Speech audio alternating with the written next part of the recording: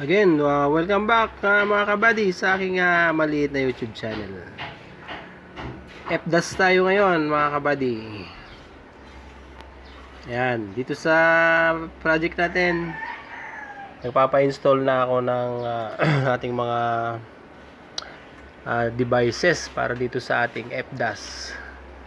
Electrician natin dyan, naglalagay na ng alarm bell or sounder, saka ng mga smoke detector. Ayan, makikita nyo mga kabady, ongoing yung paglalagay niya ng mga SD or smoke detectors. Sa itong apartment, isa yung apartment, 16 unit apartments. So bawat unit ay may tag-iisang smoke detectors. Ayan mga kabady. So maya maya magte-testing din tayo ng ating FDAS. Okay, para ma-test natin yung ginawa ng ating electrician. Dito naman ay maglalagay ng ating MCP or manual call point.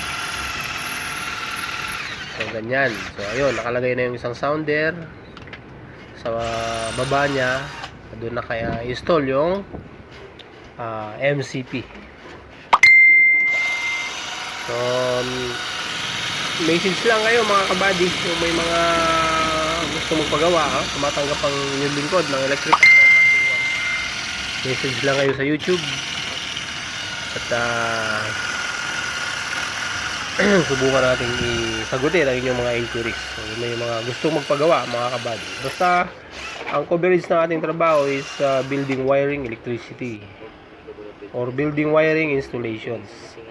Kasama ang FDAS, CCTV, generator sets, installation.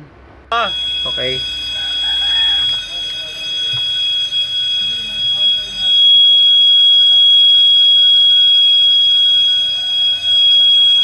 So thank you for watching mga kabady. See you next video.